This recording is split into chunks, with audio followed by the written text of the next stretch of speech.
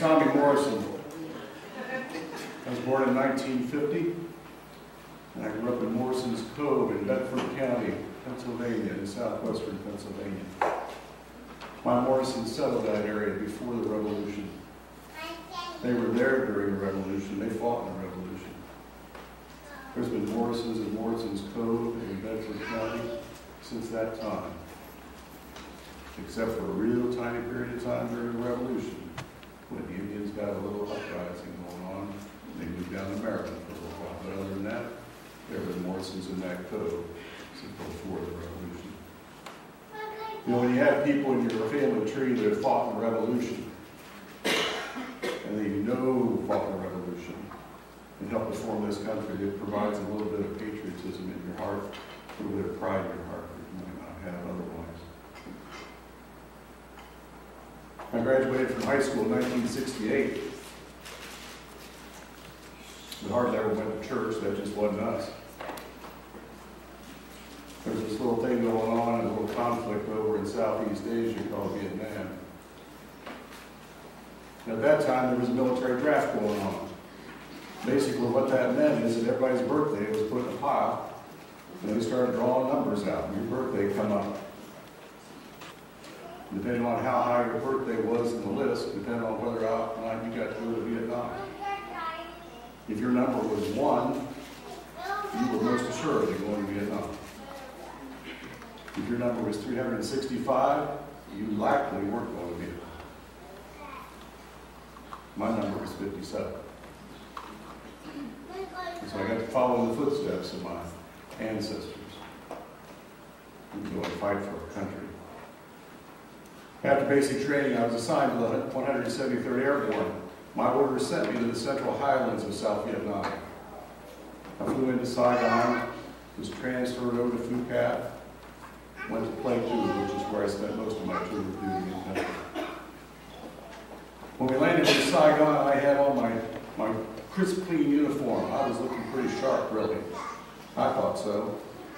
I was even wearing one ribbon, National Defense Service ribbon. Everybody had one, but I felt pretty cool because I had me a ribbon. I saw a group of fellows over here on the side. They were dressed in the worst looking camos you'd ever seen. Looked like they hadn't shaved in a month. And I'm not so sure whether they'd taken a shower in a month. Those fellows were on their way home. But you might not be surprised to know that I saw some stuff while I was there. A lot of stuff. A lot of stuff. Stuff I never told anybody. Not any of my wives, nor any of my kids. I will share one story with you, though. One day our squad was simply on patrol, just about a dozen of us or so. And we hear a North Vietnamese unit coming down the trail toward us. Well, we were outnumbered about 6 to 1, so there was no way in the world we were going to engage those fellows. So we just kind of disappeared into the jungle a little bit. We didn't go far into the jungle because there wasn't time. But those fellows were close enough when they went by that we reached out and touched them. We were concerned whether they would smell us because we hadn't taken a shower in a while. We might pass gas and they might hear us. Fortunately, nothing happened. They passed on by and we survived. The next morning, we're on patrol, going down the same trail. We come under enemy fire. I was in the back of the group. 3 of the fellows up front took some fire. One of those 3 fellows pulled 2 of the fellows to a place where they could get some medical attention. That first fellow died as a result of his injuries. They gave him a Purple Heart and silver star as a result of that. Yeah, I saw some stuff. You know how hard it is to keep that stuff to yourself? Because nobody really wants to hear about it. We had laundry women in our camp who would walk from one building to the fence and they'd share that information with the North Vietnamese so that they knew how far, what the range was to shoot us. I saw death on a regular basis, both the enemy and myself and our friends and that kind of thing. There was barely enough time to to recover from one event before the next one occurred. If you weren't there, I can't explain it to you. I can't explain it to you. But here's a statement that applies to a lot of situations, and especially here. For those who understand, no explanation is necessary. For those who don't understand, no explanation will suffice. But I survived, went to it, but I changed, and I was a little harder. I was one of those scruffy, unkempt fellas as I left Saigon. We flew back to the U.S. on a Flying Tigers flight with the bodies of soldiers down in the cargo hold and the rest of us crammed into the deck. When I returned to Seattle, I was told that the attitudes here in this country were in opposition to the war. They advised me to wear civilian clothes back to Pittsburgh. Now, Terry's asked me tonight to introduce some songs that you all voted on to decide what were your favorite hymns. And I'm going to confess to you right now, I don't know these hymns from my childhood. Some of them I'm aware of, some of them I don't know, so I'll be learning along with you tonight. I'm going to do my best to tell you a little bit about each of these songs, and maybe just a little bit more about my story. So, with that, there were top 10 songs, so you might think, well, where are we going to start? And I guess the logical place to start would be number 10, right? So that's where we'll start. So the first song we're going to sing tonight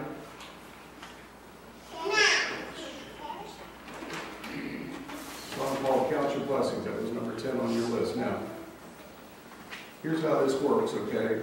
Some of your rocket scientists probably figure this out already. This is the number this song is on your list. 10. This would be the name of the song. Count Your Blessings. This is who's going to lead you in singing that song. A Patty. We're not sure which Patty it will be, but a Patty. And down here, giving you references to what hymnal page it's on. Now, before you start pulling out your hymnals, be patient a minute. You see that P at the end?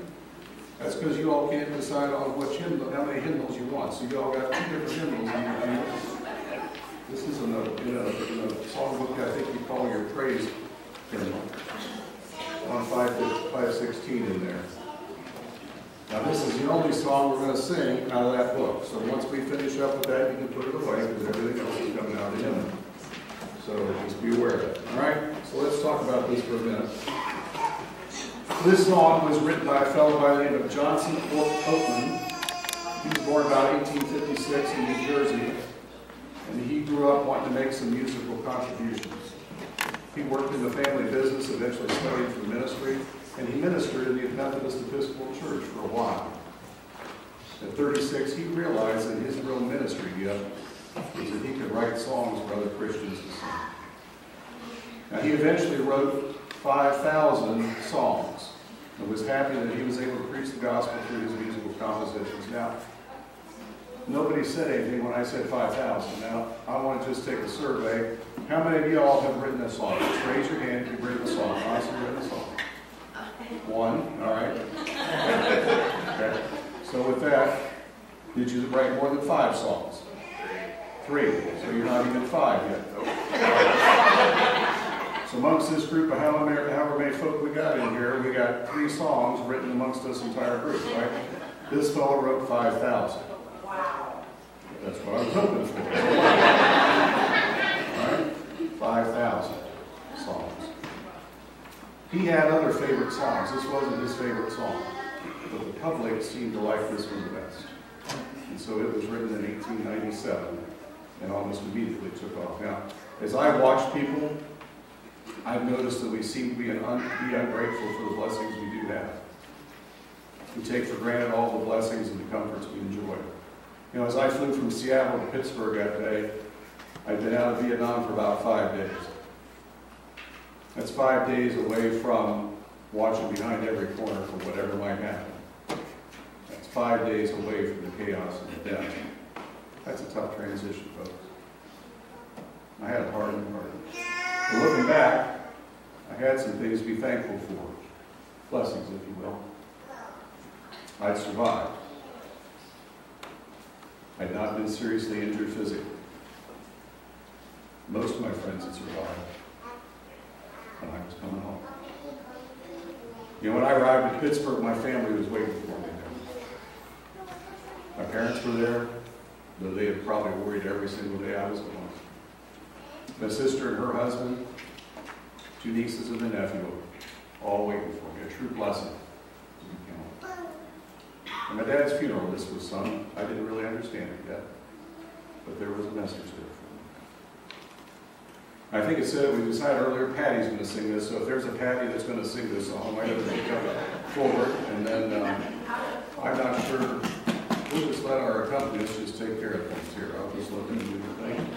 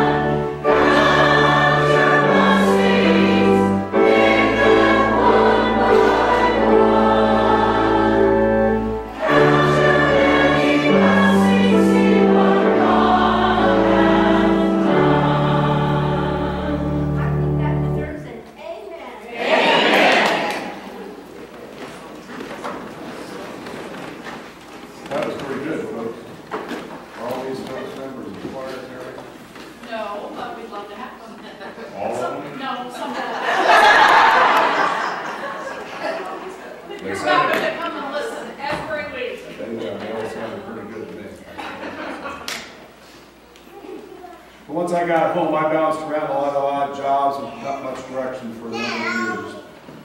You know, the brotherhood that I had had in the military was missing. The adrenaline rush was missing. In country, drugs were easily available. Marijuana was about the easiest thing to get. That's about all I did while I was there. But in 1975, I bought my first motorcycle. It was a 1972 Harley-Davidson Super Glide with a red, white, and blue trim. I love that bike. I just love that bike. I got myself into a motorcycle club, and I found the adrenaline rush I was missing with my bike.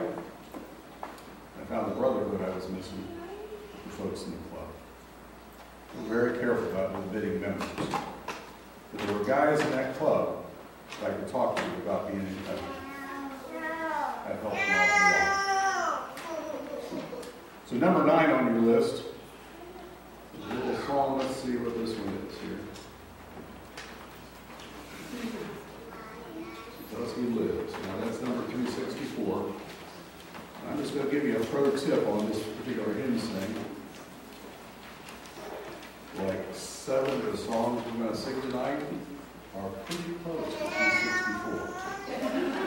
So I really don't want to hear a whole bunch of shuffling of pages back and forth. Okay? All right, so this song was written by a couple by the name of Bill and Gloria Gaither. You've heard of them.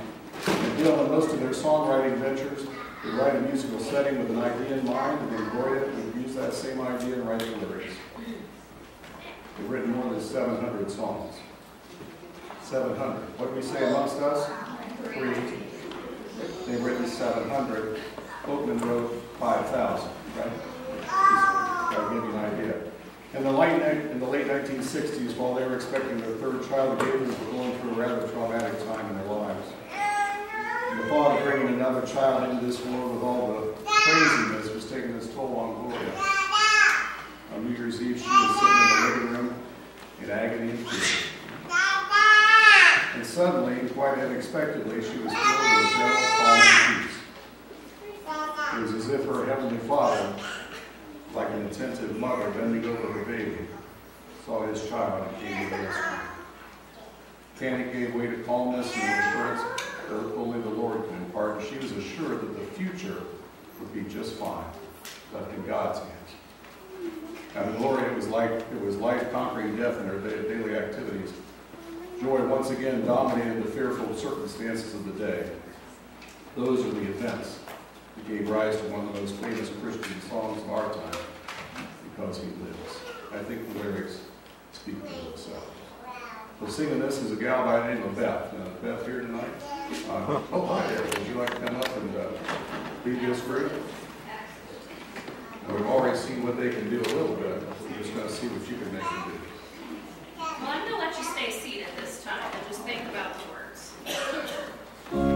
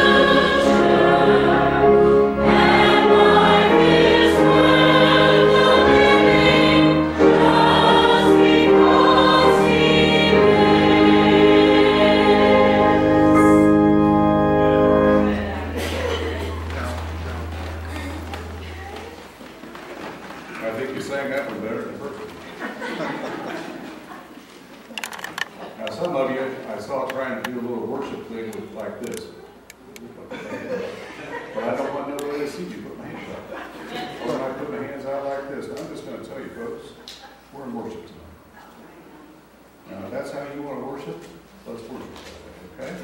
So if you need to stand up, raise your hands, whatever you need to do to show your worship to the Lord, I'm okay with that. And we're all okay with that. This is a safe place. Make sense? Amen. All right. That's not worthy of applause, I'm going to tell you that. Now, if somebody decides they're going to start doing an interpretive dance up here, that may be very strange, but we're here to support everybody. It's a safe place.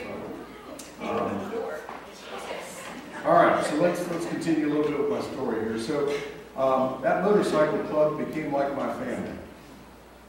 I lived to ride my motorcycle. I mean, I just can't tell you how much. Now, some of you may have a motorcycle. Anybody got a motorcycle? A couple what do you think? Is that just like about the most freeing thing in the world? Amen? Amen. Yeah, so you see, again, for those of you who understand, no explanation is necessary, right? For those who don't understand, no explanation will suffice. You got to get you on a bike to show you what we're talking about. But I love to ride, and I love the camaraderie. I'm going to be honest, alcohol and drugs were part of that lifestyle all the time, and I certainly participated in that. As time went on, I changed my bike to a bagger. Now, that's one with bags on it, for those of you who don't know. Now, that wasn't real cool, okay? So I took the bags off, okay? Because I wasn't really impressed with that. Went to Sturgis a few times with other Harley riders, lots of partying going on there. One of my favorite rides is in the Smoky Mountains. There's a little place called the Tail of the Dragon. And there, in an 11-mile stretch, there are 318 curves and turns. Now that's a challenge in a car or on a bicycle, on a motorbike, right? And it's a measure of our ability to keep the bike between the lines. It's really a metaphor for my life today. So this next song, when I was doing this study for this, I got pretty impressed by the composer. This is written by a gal by the name of Fanny Crosby. Now, some of you may have heard of her. It was written in 1873. Let me tell you about Fanny. I quit flipping your pages and just listen here for a minute. Fanny Crosby started memorizing scripture when she was 10 years old. Now, she didn't memorize like a verse or two. No, she committed herself to 5 chapters a week, starting at the age of 10. And by the time she was 15, she had memorized the 4 Gospels, the first 5 books of the Old Testament, the book of Proverbs, the Song of Solomon, and several of the Psalms. Did you hear that?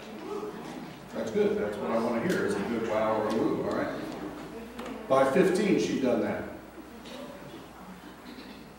Now, I'm lucky to get 2 verses memorized at a time. She was doing a chapter a day almost. That's pretty impressive. Now, as an adult, she was under contract to write hymns, 3 hymns a week. Now, she wrote, but here's the deal. She could write 6 or 7 a day. Sometimes, not every day, sometimes. She's the most prolific hymn writer of the 1800s. She used a variety of pen names, so some of the songs you wouldn't even know are hers. Now, she could only write her name. So she would compose those songs entirely in her head, gave the lyrics to somebody else verbally who transcribed it. Talk about a cumbersome thing. Now, they weren't watching America's Got Great Talent or something, okay, every night, or worried about, who's going to get kicked off of Paradise Island or something, right? Right? That's not what they were doing in the youth. They were doing this. Fanny Crosby, she wrote more than 8,000 gospel hymns in her life. That's good. Thank you for that. Let's say that again. Say that together. She wrote how many? 8,000 gospel hymns. Wow, it's worthy of a wow. There's no doubt about that. Oh, I forgot to tell you something about Fanny. Fanny was essentially blind from birth. Yeah, that's worth a double wow. All right. Now you look at your own life, and we decided we only got 3 songs amongst the group here. Most of you are probably cited reasonably well. I know that. I know that. And what have we done? We haven't written 8,000 gospel songs, right? So, now let's talk about this song. So there's a lady by the name of Phoebe Knapp who composed a melody that she shared with Fanny Crosby. And when Knapp asked Crosby, what do you think this tune says to you? Fanny simply said, blessed assurance, Jesus is mine. So this popular song reflects Fanny Crosby's walk of faith. Now let's see, Kelly. Kelly's going to be the one singing this one. So, oh, there's Kelly right there. Come on up here. I'd like to mention, I think we have a relative of Fanny Crosby, or just a relative, yes, or in the audience tonight. Do we? Her name's Patty. Guess which one? Got a clue. I didn't know that Patty knows. I don't know. Oh, It was my that was Dan's. Yes. How about that? Did your husband inherit any of this hymn writing ability? No, he had some other little songs that he used. The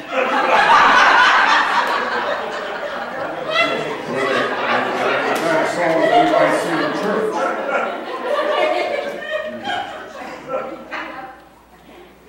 Yeah, should they sing it in church or not? Oh, the ones that he wrote. So what we're hearing is that the musical talent made its way down to Dan, but he kind of went a different direction on how to do it. Probably would have been a fascinating man to meet. Is he here tonight?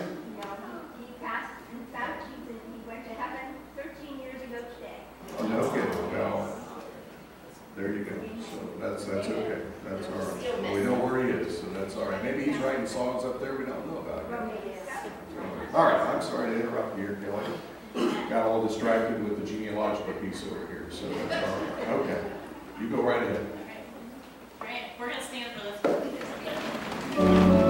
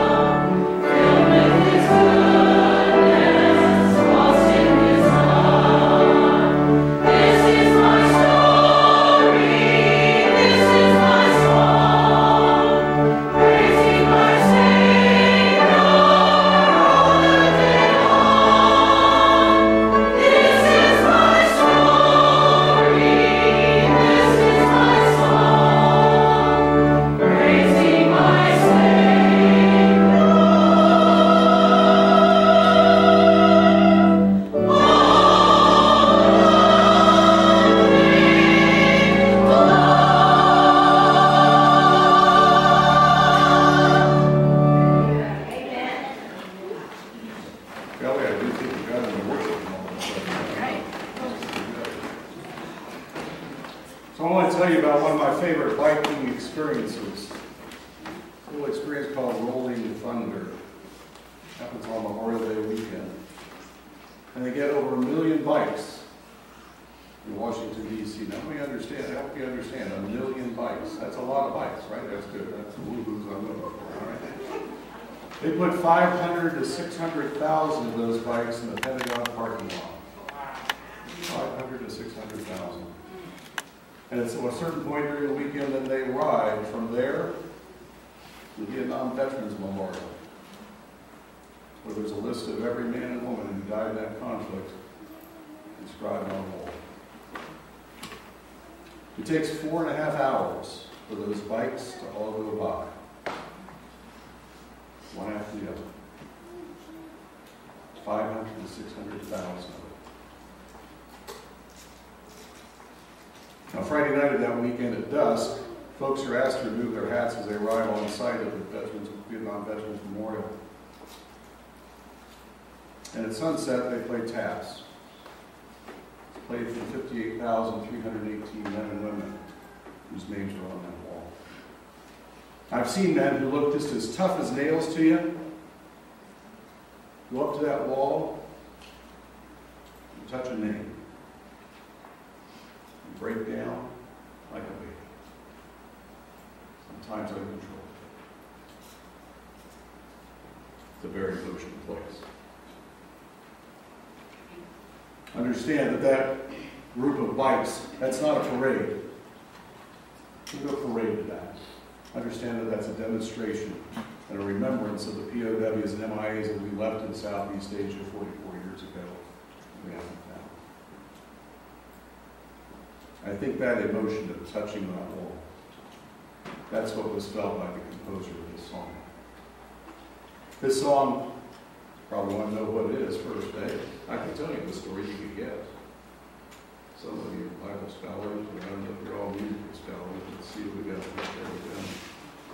This song was written by a fellow by the name of Horatio Spafford, composed by Philip Bliss, and was first published in 1876. Now, Horatio Spafford was an attorney. He wasn't a songwriter. So that's a point that, even though you don't think you're a songwriter, here's a guy who's an attorney and wrote a song you sing probably. You could probably do that. So he was an attorney in Chicago, and this was written after several traumatic events in his life. First, his son died at the age of 2. Second, the Great Chicago Fire heavily damaged his investment property in 1873. In 1873, there was an economic turndown in this country that very much affected him. He planned to travel to Europe later in 73 with his family, but a business property zoning issue was delayed him, and so he sent his wife and his 4 daughters on to Europe and said, I'll catch up with you. While crossing the Atlantic, the ship that his daughters and wife were on collided with another vessel and sank very quickly.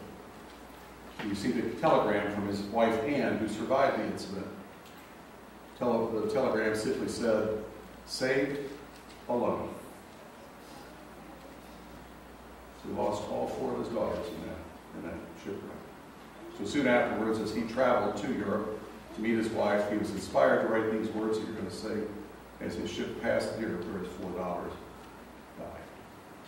Now, the person who helped me sing this one is Jeannie, and I guess the number's up there. You probably already have it, 3787. I see Jeannie coming forward here. Come on down here.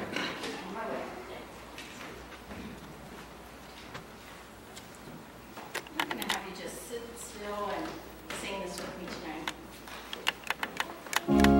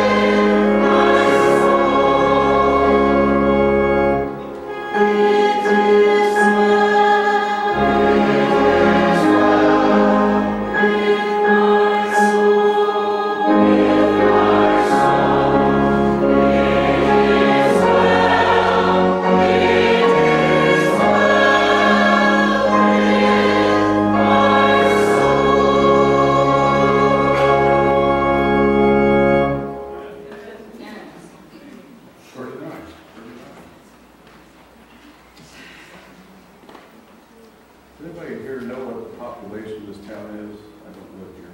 Yeah, But 5,200. 5,200, is that? Yeah. So just as a point of reference, I said there were 58,000 names on that wall. So that'd be 10 communities this size, 11 communities this size. That's how many people were lost in that conflict. So there was a time when I hung out at bars a lot. Ernie's bar here in Columbus was one of my favorite hangouts. Ernie was killed in a motorcycle accident. He was just taking a young lady for a ride. That's all she wanted. She just wanted to ride a bike. And tragically killed. But Ernie had a lot of friends, a lot of us that frequented the place. And we put a new dance floor in the place. We decided to take our motorcycles in there and kind of initiate it by burning out on the dance floor. That was cool. All right? Taking your motorcycle inside a building and burning out on the dance floor was brand new. That was awesome. Let me just tell you. That's like a different kind of adult fun. Let me just tell you. Well, this pastor stopped by. He was riding a bike, and we told him he couldn't leave until he left his mark on the dance floor. His burnout was epic. Epic. He probably left $20 worth of rubber on that dance floor. His name was Steve. I started going to his church. I figured if a pastor rode a bike and came to a bar, maybe he was worth a listen. I learned that God wanted a relationship with me. Me. One had broken all 10 of the commandments, clean as a whistle. I lived a partying lifestyle, never had known or heard of this story that he was telling me about, but God wanted a relationship with me.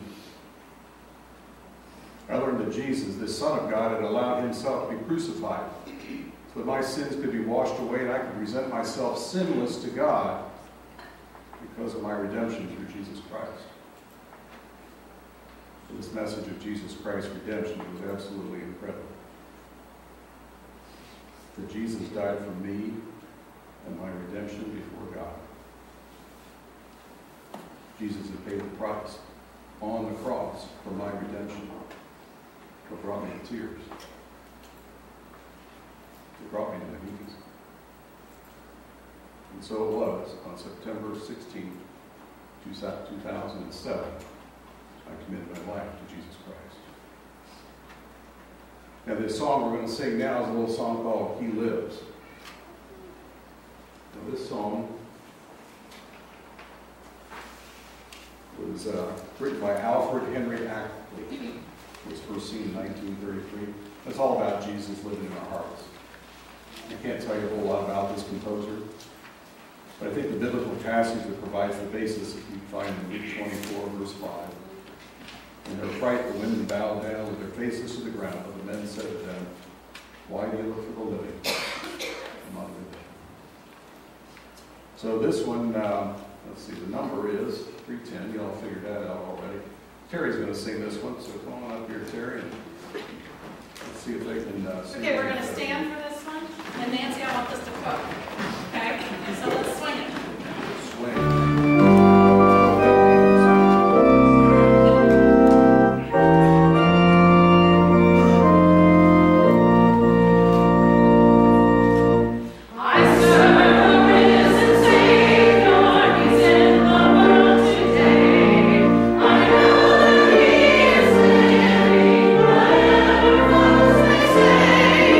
I see his and the mercy.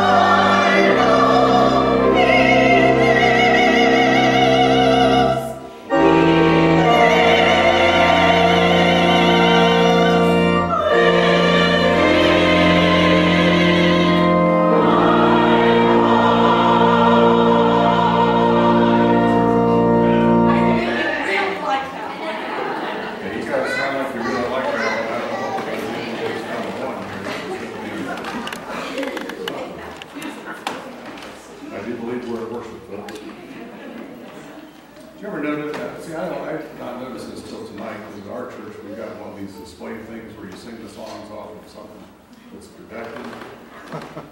You know what? But I noticed some of you kind of close your hymn about halfway through the song. Now, what's up with that anyway?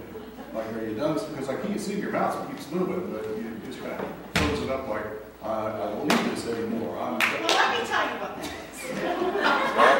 Okay, kids, any kids in the group? Any kids in the group? Come on, Annalise. Robert, come on up. See, if you're little kids and you're raised in church, you learn some of these things right off the bat. All right. You learn some of these things. You know I what never song had we're that gonna sing? privilege. Okay. Now you guys stand up here, and we're going to do one of your favorite songs that we learned in Bible school. This is the kind of things, and this is a song about Father Abraham. All right? Did you Father Abraham? What is Father Abraham? All right. Okay, ready? And here we go. Father Abraham had many sons, and many sons had Father Abraham, and I am one of them, and so are you. So let's all praise the Lord, right arm. Father Abraham had many sons, and many sons had Father Abraham, and I am one of them, and so are you. So let's all praise the Lord, right arm, left arm. Father Abraham had many sons, and many sons had Father Abraham, and I am one of them, and so are you. So let's all praise the Lord, right arm, left arm, right foot. Father Abraham had many sons, and many sons had Father Abraham, and I am one of them, and so are you. So let's all praise the Lord, right arm, left arm, right foot, left foot. Father Abraham had many sons, and many sons had Father Abraham, and I am one of them, and so are you. So let's all praise the Lord, right arm, left arm, right foot, chin up. Father Abraham had many sons, and many sons had Father Abraham, and I am one of them, and so are you. So let's all praise the Lord, right arm, left arm, right foot, chin up, turn around. Father Abraham had many sons, and many sons had Father Abraham, and I am one of them, and so are you. So let's all praise the Lord, right arm, left arm, right foot, chin up, turn around, sit down.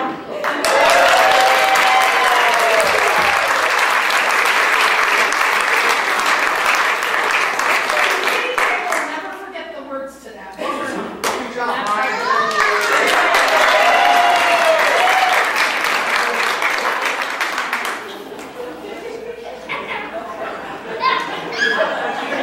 Sorry, need a little help. Come on.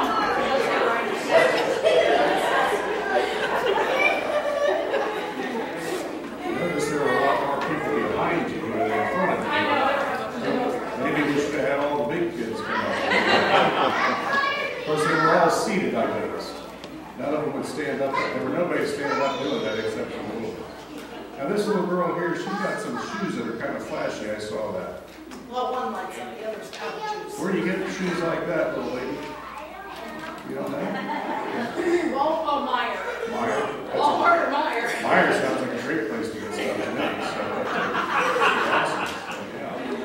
So has he got those in my size? Okay. You're the lady, that's awesome. All right, away we go. All right, well, let's continue on here. I want to just tell you a little more about my story. Through Steve's church and his teachings about Jesus, I learned about what you just sang about. That is, that Jesus lives in each and every one of us. Each of us are called to be disciples of Christ and to minister to one another and to the world. That was amazing to me. God could use me, a huge sinner, to help heal the world. Now, I wasn't totally sure I was healed from my experience in Vietnam. But God could use me to heal others. Wow. But how? Well, it turned out that Steve's church has a biker ministry. They travel by bike to prisons and other places to meet bikers to tell them about Jesus Christ. I told those fellows in the biker ministry, I said, you know, if you want to save some lost souls, I know where they're at. Because I've been there. I knew where they were. That's become the way I serve. Now, let's just be clear. These are my church clothes. So I heard some of you snicker as I came down the walkway there. Because I look a little different than what might come into your congregation. But these are my church clothes. And I serve the same risen Savior as you do. Serve a little differently, maybe, but I serve the same one. And what a privilege it's been to work with God. So this next song we're going to sing is a little song. You might like this. I don't know. We'll see. You made it number 5 on the list. Wow. Applause already. That's good. So the composer on this song is a fellow by the name of Eugene Bartlett, who was born in Missouri. He was a sought-after music teacher early in his life. In 1918, he established the Hartford Music Company in Hartford, Arkansas. Eugene Bartlett is considered one of the founding fathers of Southern gospel music. Many writers and singers and musicians received their first opportunity in gospel music at Hartford Music Company, including Albert Crumley, who wrote I'll Fly Away and Turn the Radio On. Now, Bartlett composed more than 800 songs. Not Fanny Crosby, who composed 8,000 gospel hymns, but 800 is pretty darn respectable, I think. Now, hear this. In 1939, a stroke rendered Bartlett paralyzed, and he was unable to perform or travel. He spent the last 2 years of his life bedridden. It was among those circumstances that he wrote his final song, and the one that's most beloved, Victory in Jesus. So here's a man bedfast, can't travel, can't perform, in the final years of his life, and this is the song he writes. I've heard this song before. This is a pretty good song. Now, you're going to play this for us? Are you Give it a try. You going to sing it, or what you going to do? We'll have everybody. You want to stand? You can stand, or sit, or dance, or tap your feet, or whatever. We'll just get it done. Let's stand.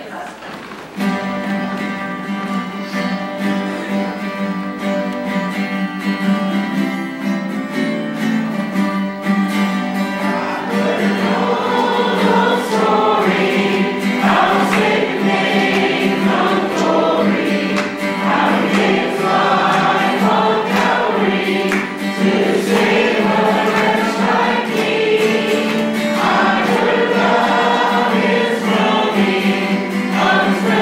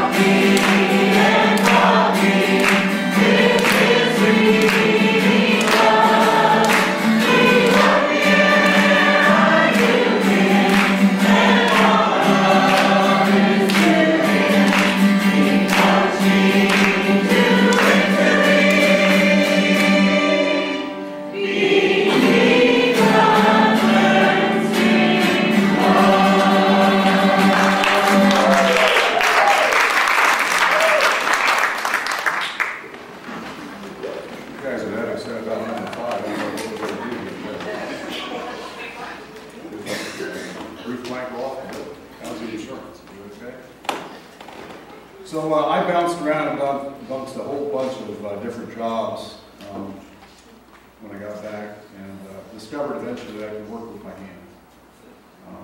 My second wife's father owned a metal fabrication shop, and I went to work for him in the late 1990s. And she and I had a pretty good deal. We loved partying together. We loved riding together.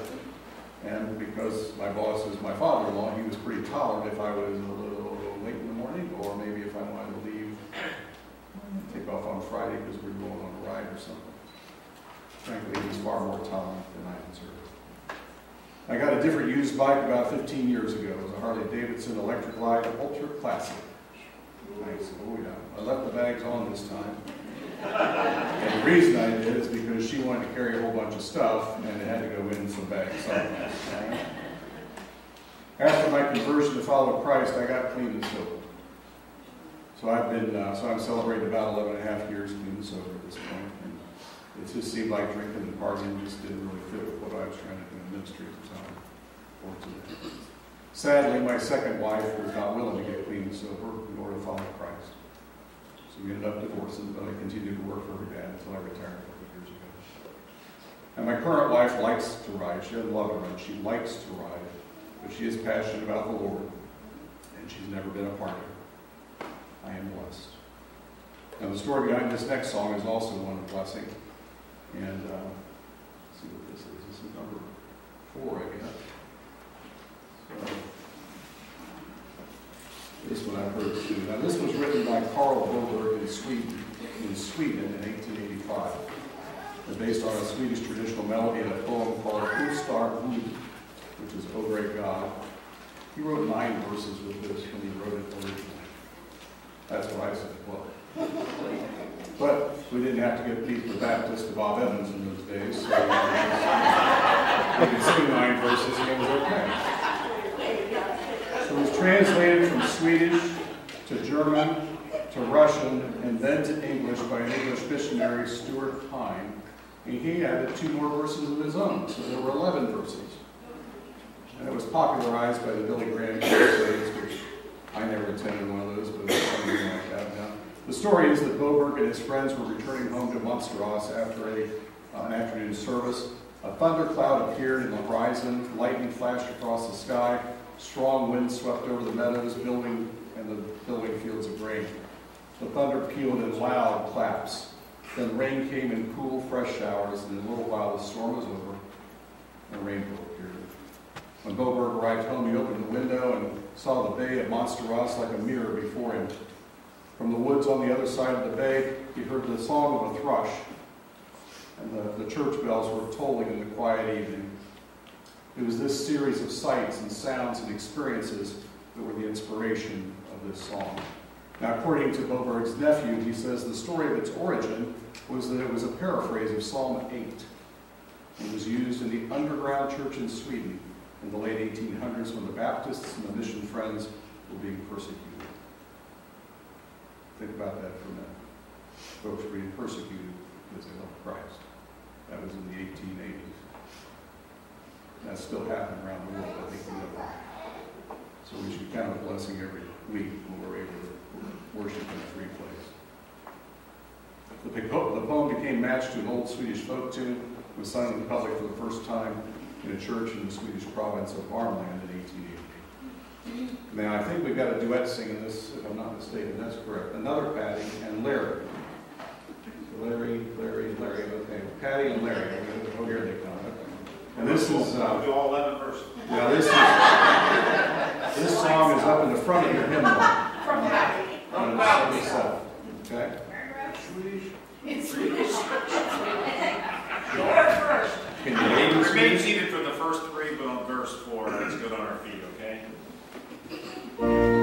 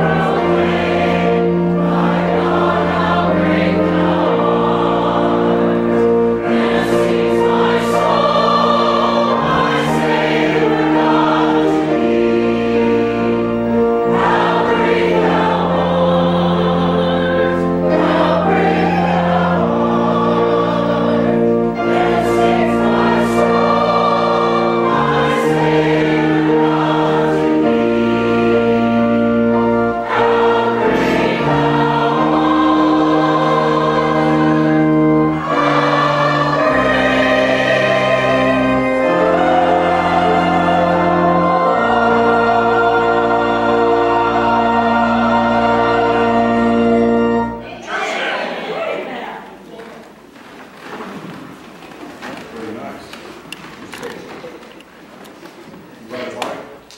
A tricycle. Is that one with pedals or a motor? So the notes in the story on this next song that y'all picked are so involved, I'm just going to tell that story because it's pretty long and I don't know where to go on that story. So that story is Amazing Grace. Now, this was composed with words that were written in 1772 by the English poet and Anglican clergyman John Newton. Let's put that into perspective. That's before we sent a letter to King George saying we don't like part of being part of a Christian. Okay, so before the Revolution, this was written. Amazing Grace is really John Newton's spiritual autobiography in verse. He was conscripted into service in the Royal Navy in England, and while aboard the ship the Greyhound, Newton gained notoriety for being one of the most profane men the captain had ever met. Now, the sailor culture is one where people commonly swore. Newton was admonished several times for not only using the worst words the captain had ever heard, but for actually creating new ones that exceeded the limits of a verbal debauchery. I guess you got to have a record someplace, right? So that's pretty foul. Now, in March of 1748, while the Greyhound was in the North Atlantic off the coast of County Donegal in Ireland, a violent storm came upon the ship that was so rough that it swept overboard a crew member who was standing next to it, or standing where he had been just moments before. And later, he told the captain that he had turned and said, "If this will not do, then Lord have mercy upon us." About 2 weeks later, the battered ship and the starving crew landed in Ireland. The memory of his own "Lord have mercy upon us," uttered during a moment of desperation in the storm, didn't leave him. He began to ask if he was worthy of God's mercy or in any way redeemable. That moment marked his spiritual conversion. Now, after leaving service of the Royal Navy, he became involved in the Atlantic slave trade. And Newton continued in the slave trade through several voyages where he sailed up rivers in Africa, now as a captain procuring slaves being offered for sale in larger ports, subsequently transported to North America. After a number of shipping voyages in the slave trade, Newton was promised a position as a ship's captain with cargo unrelated to slavery. At the age of 30 in the mid-1750s, he collapsed and never sailed again. He began studying Christian theology. He was ordained in the Church of England in 1764 and began to write hymns with poet William Cowper. Amazing Grace was written to illustrate a sermon on New Year's Day in 1773. It debuted in print in 1779, but fell into relative obscurity in England. But in the United States, Amazing Grace became a popular song sung by Baptist and Methodist preachers as part of their evangelizing in the early 1800s. So the notes say that Christy's going to sing this. Oh, here she comes right now. So Christy, come on up here. Now this is your number 3 song, so I'm guessing people will want to sing this pretty loud, right? Yes. What do you think? But let's sit for the first 3 verses and then let's stand for the 4th through 6. I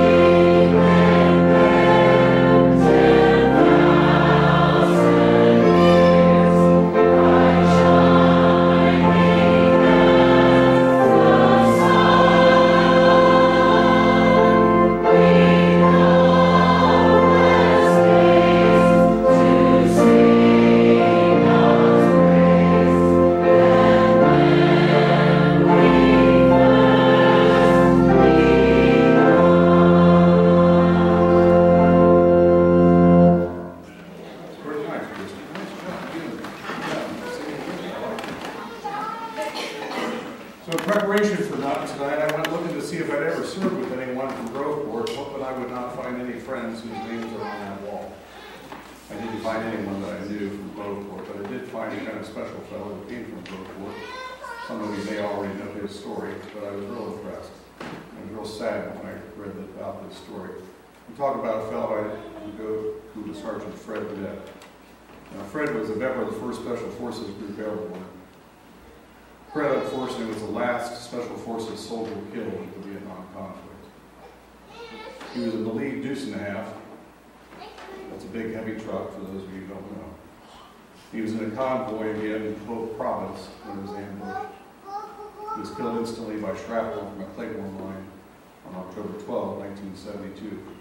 Now, it's not that his death isn't sad enough, but he was in country on temporary duty.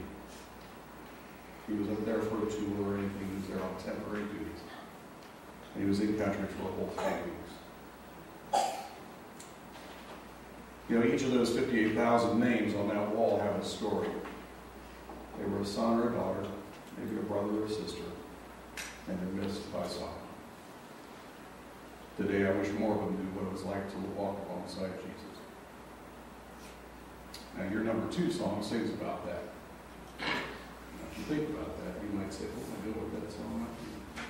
And you might just be right.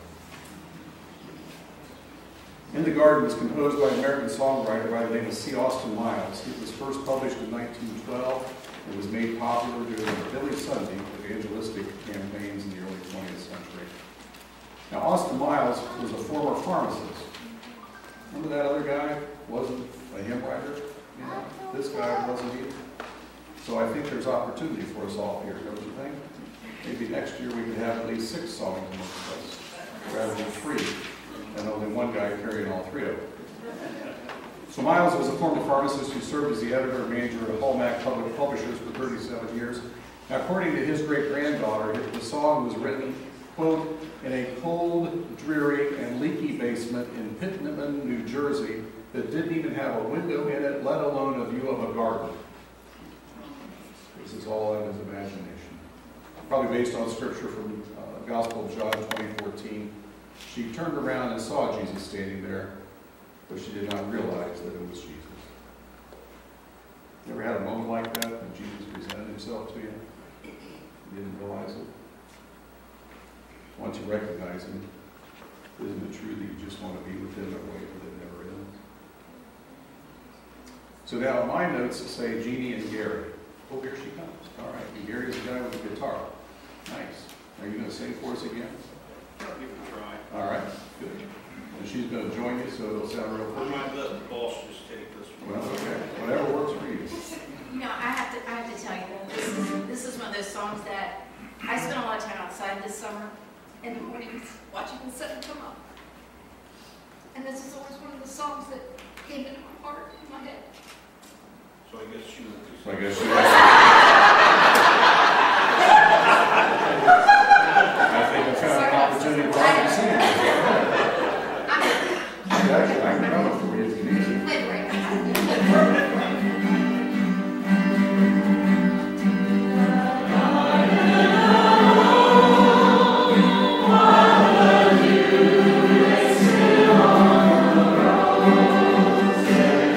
And the voice I hear calling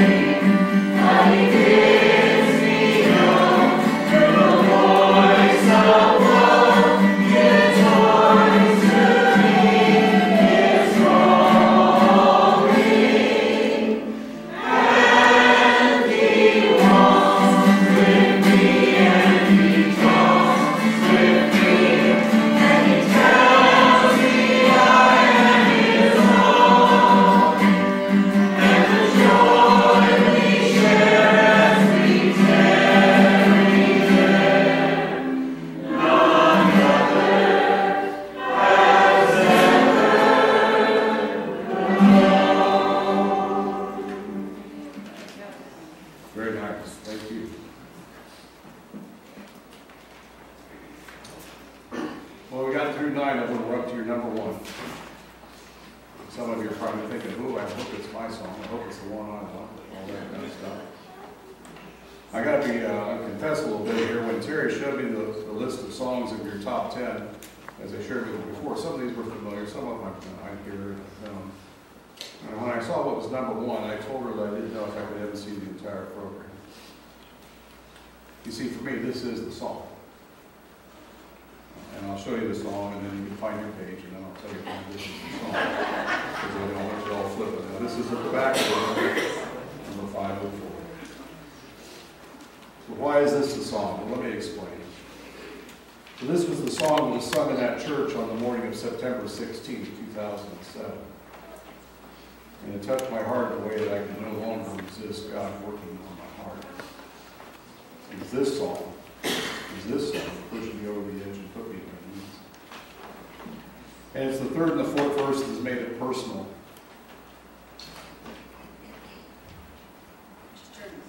Oh, okay. That made it personal. These phrases from the third verse. For it was on that old cross Jesus suffered and died, pardoned and sanctified me. He died for me. Me. You know, the Apostle Paul called himself chief among the sinners, but I'm going to tell you what, he had nothing on me. Paul had nothing on me.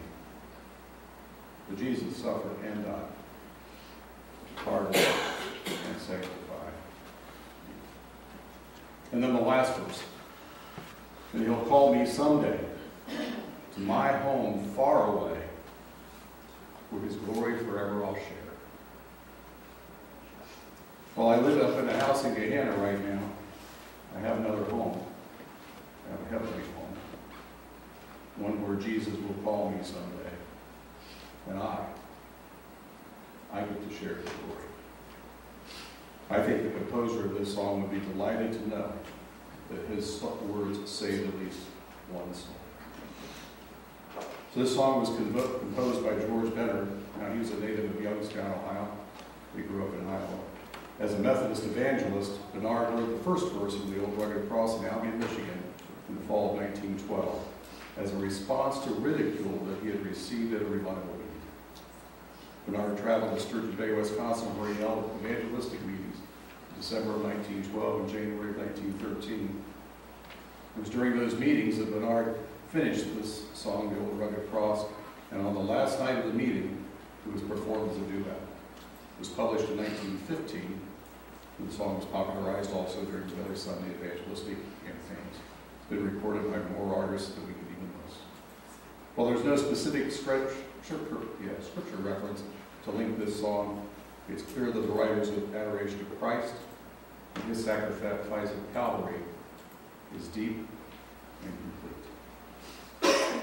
So singing this or leading this tonight with us is Wayne. Now, where's Wayne?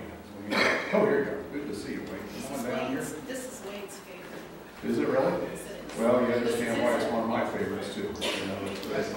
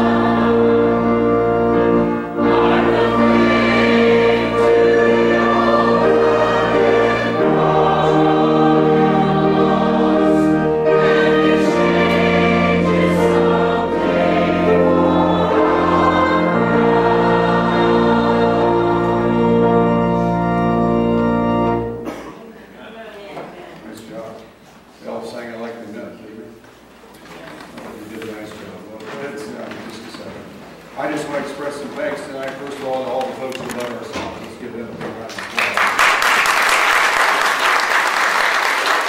Thanks to AV folks, the Bill guy and the Brian guy. They took care of making it sound good and look good, I guess. So thanks to them. Thanks to Nancy Wilkerson and Wade Wilkerson. I don't know who was accompanying who, but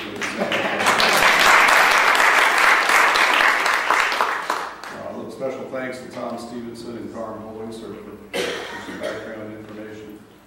Thanks to Terry Christensen for inviting me to come down and visit with you tonight. And thanks to all of you for coming out, because otherwise we could sit here, Terry and I could look at each other singing stuff. And that just wasn't a good reason. And I would just point out to you, I'm nothing more than forgiveness and forgiven because of what Christ did on that cross for us. And it's here because I live in this world now. God bless to you. And I think there's some refreshments downstairs, some cookies on ice cream, so I invite you to come downstairs and share something. Have a wonderful weekend, folks. Thank you.